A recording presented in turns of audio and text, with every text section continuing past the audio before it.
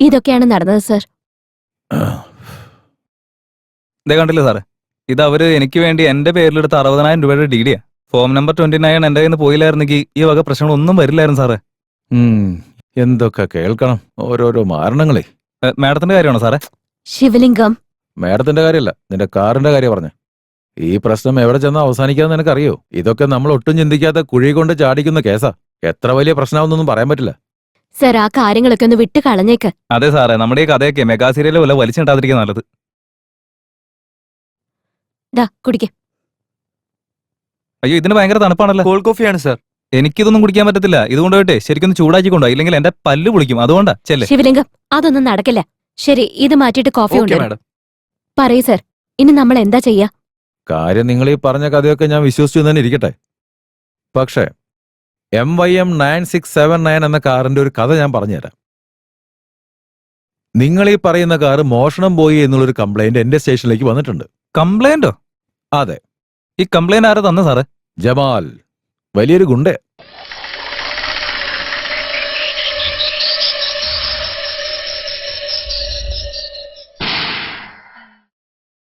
അസാദുള്ള ബേക്കിന്റെ മകൻ.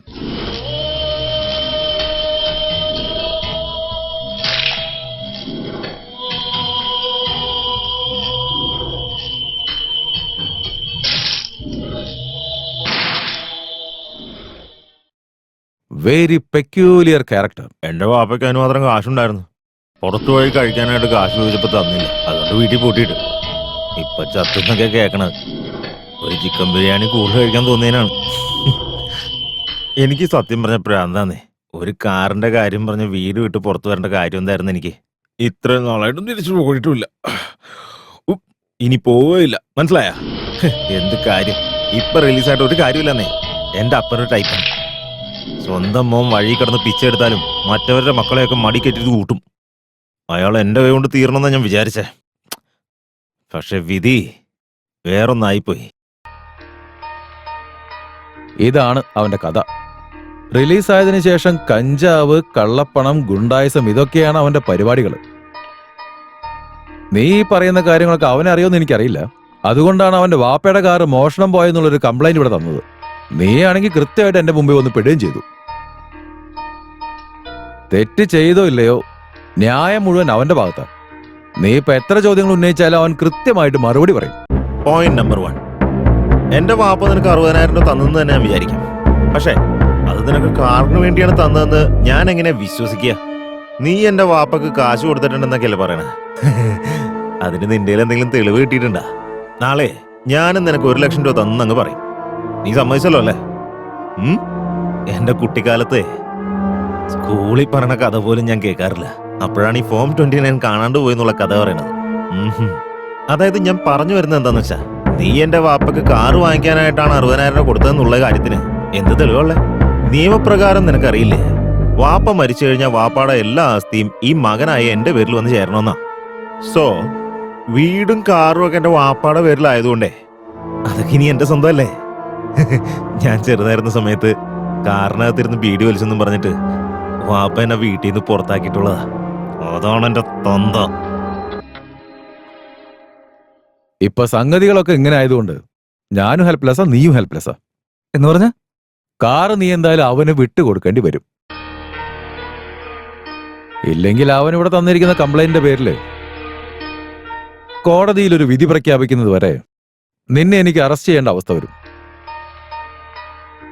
നിന്നെ പേടിപ്പിക്കാൻ വേണ്ടി പറഞ്ഞതല്ല, കാര്യങ്ങൾ മനസ്സിലാക്കി തരണ്ടേ.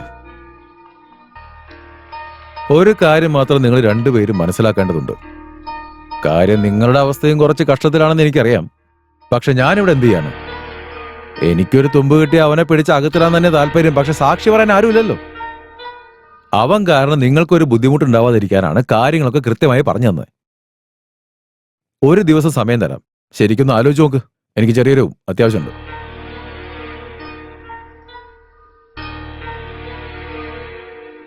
ഇയാളാരാ? എന്റെ മാമായ. എന്നെ വീട്ടിൽ നിന്ന് പുറത്താക്കിയതിന് ശേഷം എന്നെ വളർത്തി വലുതാക്കിയത് ഈ മാമൻ. എനിക്ക് നിൽക്കാൻ സ്ഥലം തന്നു, ഇടാനായിട്ട് കുറെ തുണിയും തന്നു. പക്ഷെ കോമഡി എന്താണെന്നറിയോ, മാമ എപ്പോഴും ബനിയം മാത്രം ഇടാറുള്ളു. എടാ നീ ഈ പഴയ കാര്യങ്ങളൊക്കെ പുലമ്പുന്ന എന്തിനാ? താമസിക്കാൻ സ്ഥലവും ഇടാൻ തുണിയും മാത്രമല്ല കൊടുത്തേ, കള്ളും കഞ്ചാവും എല്ലാം കൊടുത്തിട്ടാ വളർത്തിയത് സാറേ. എപ്പ നോക്കിയാലും വായിൽ പാൻപരാക, കാണാൻ തന്നെ ഒരു ഭംഗിയാ. തുപ്പിക്കളയാൻ അവന് വലിയ മടിയാ. എല്ലാവരും അവരുടെ വീട്ടിലെ വാലാട്ടി എപ്പോഴും സ്നേഹം കാണിക്കാൻ പട്ടിയെ വളർത്തും. പകരം ഇതിനെ വളർത്തിയാൽ ചിലപ്പോ സ്നേഹം കൊണ്ട് മെത്ത കയറ്റി കിടത്തും.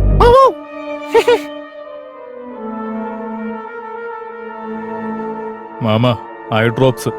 എന്റെ മോനെ, അതിന് അദ്ദേഹത്തിന് കണ്ണ് പോലും കാണുന്നില്ല. പിന്നെ എന്തിനാ ഐ ഡ്രോപ്സ് ഒക്കെ? മുഴുവൻ വേസ്റ്റാ. അതെ, താനാരാ? ഞാനാണോ? പേര് തെങ്കാശ് ധൻരാജ്, BA LLB. ഇടയ്ക്കിടയ്ക്ക് പബ്ലിക് പ്രോസിക്യൂട്ടറുടെ ജോലിയും കൂടി ഞാൻ എടുക്കാറുണ്ട്. ജമാലിന്റെ കാറിന്റെ കേസ് ഞാൻ എടുത്തിട്ടൊന്നുമില്ല, ചുമ്മാ സപ്പോർട്ടിന് വേണ്ടി വന്നതാ. കുറച്ച് പട്ടാണ് കഴിക്കുന്നോ? വേണ്ട, എനിക്കങ്ങനെ വാങ്ങി ശീലമില്ല. കൊടുത്താണ് ശീലം. തനിക്ക് വേണോടോ? വേണ്ട, ഗ്യാസാ. അതുകൊണ്ടാ പറയുന്നേ, ഈ കറുത്ത കൂട്ടിട്ടോരെ ഉലകത്തിൽ വിശ്വസിക്കാൻ പാടില്ലെന്ന്. അങ്ങനെയാണ് കാര്യങ്ങള്. ഒന്ന് മിണ്ടാതെ നിൽക്കോ?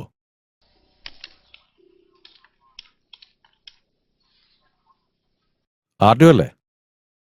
ഇത് S2 പോലീസ് സ്റ്റേഷൻ ഇൻസ്പെക്ടർ അപ്പാജിയാണ് സംസാരിക്കുന്നത്. സൂര്യപ്രകാശ്, ഞാൻ പറയുന്നൊന്ന് കേക്ക്. Car number MYM 9679. അതിന്റെ ഡോക്യുമെന്റ്സ് ഒക്കെ എടുത്തിട്ട് ഒരു കോപ്പി എടുത്ത് വെച്ചേക്ക്. ഓക്കെ ശരിയെന്ന്. ഡാ ജമാലെ. സാറേ, ഇവിടെയെങ്കിലും എനിക്ക് കുറച്ച് ബഹുമാനം എന്താ സാറേ? ജയിലിൽ കിടന്ന സമയത്ത് അത് കിട്ടിയിട്ടില്ല. കണ്ണി കണ്ട പെമ്പിള്ളേരെയൊക്കെ പിഴപ്പിച്ച് വയറ്റിലുണ്ടാക്കിയിട്ട് അവിടെ വന്നവന്മാർക്കൊക്കെ ഭയങ്കര ബഹുമാനാ കിട്ടണേ. ഞാനെന്ത് ചെയ്തേ? ഒരു കൊലയ്ക്കുള്ള ശ്രമം നടത്തി. അവനൊക്കെ ഒരു വാടാ പോടാന്നൊക്കെ വിളിക്കണത് ശരിയാണോ സാറേ? നോക്ക് ജമാൽ, പറ. ഇപ്പൊ കാര്യങ്ങളൊക്കെ ക്ലിയർ ആയി കാണുമല്ലോ. ഇവർ 60,000 രൂപ DD നിങ്ങൾക്ക് ട്രാൻസ്ഫർ ചെയ്യാന്നാണ് പറയുന്നത്. നിങ്ങൾ കാർ കൊടുക്കാൻ തയ്യാറാണോ? ഇല്ല സാർ, അതൊന്നും നടക്കുന്ന കാര്യമല്ല. മാമ പറഞ്ഞ പിന്നെ മാറ്റമില്ല. അസാദുള്ള ബേഗിന് ചെറുപ്പം മുതലേ ഞാനെന്ന് പറഞ്ഞ പ്രാന്ത് വരുമെന്ന് എനിക്കറിയാം. പക്ഷെ അങ്ങേരുടെ മകനായ ഞാൻ അങ്ങേരുടെ കാറെ അങ്ങേരുടെ ഓർമ്മയ്ക്ക് വേണ്ടി അങ്ങ് സൂക്ഷിക്കാൻ പോവുക. അങ്ങനെയല്ലേ വേണ്ടേ? നിങ്ങൾക്ക് നിങ്ങളുടെ വാപ്പയോടുള്ള സ്നേഹമൊക്കെ എനിക്ക് കൃത്യമായി അറിയാം. അതൊക്കെ അവരുടെ പേഴ്സണൽ മാറ്റേഴ്സ് അല്ലേ. ഇപ്പോ അത് ചോദിക്കാനുള്ള അധികാരം തനിക്കുമില്ല, എനിക്കുമില്ല. നിയമം വെച്ച് നോക്കി അതൊട്ടും ശരിയുമല്ല. എന്റെ പൊന്ന് സാറേ, അതൊരു ആന്റിക് പീസാണ്. എന്റെ ഫ്രണ്ട് ഒരുത്തൻ 4.5 ലക്ഷം രൂപയ്ക്ക് ആ കാറ് വാങ്ങാന്ന് പറയുന്നുണ്ട്. ആ കാശിങ് തന്നു കഴിഞ്ഞാ ഞാൻ എന്റെ കാറും കൂടെ തരാം.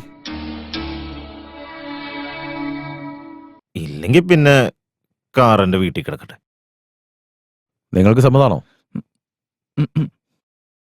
ശരി. ഈ കാറുമായി എനിക്ക് യാതൊരു ബന്ധവുമില്ല. അതിന്റെ സകല അധികാരവും ജമാലിനാണെന്ന് സ്വയം എഴുതി ഒപ്പിട്ടേക്ക്. വേറെ എക്സ്ട്രാ ചാവി ഉണ്ടെങ്കിൽ അതും അയാളെ അങ്ങ് ഏൽപ്പിച്ചേക്ക്. കോർട്ടിൽ കെട്ടിവെക്കാനുള്ളത് കെട്ടിവെച്ചിട്ട് കാറും കൊണ്ട് അയാൾ പൊക്കോട്ടെ.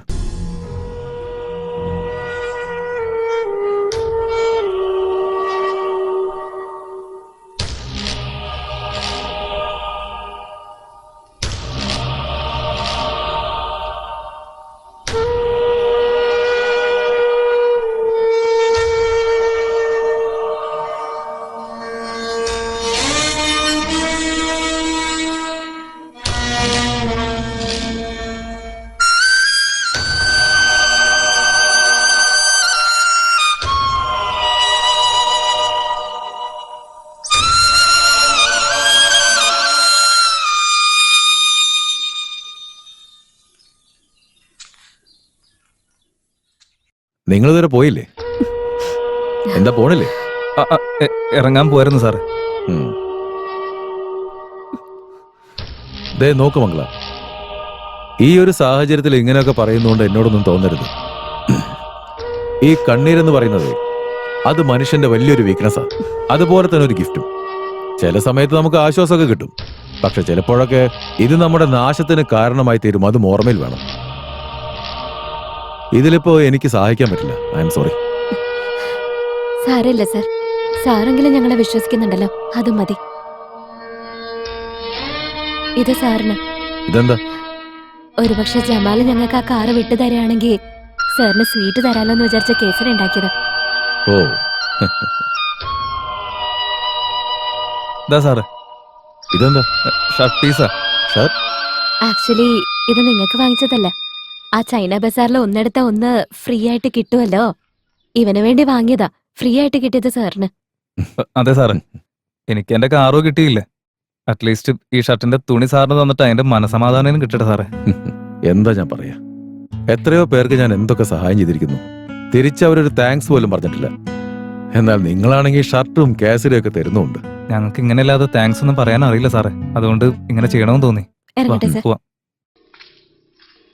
ഞാനിപ്പോ വരാം. സാറേ, ഒരു കാര്യമുണ്ട്. ഈ സാറിന് ഷുഗർ ഉണ്ടെങ്കിൽ ഈ സ്വീറ്റ് സാറിന്റെ ഭാര്യയ്ക്ക് കൊടുത്താൽ മതി. അതെ കോൺസ്റ്റബിൾ,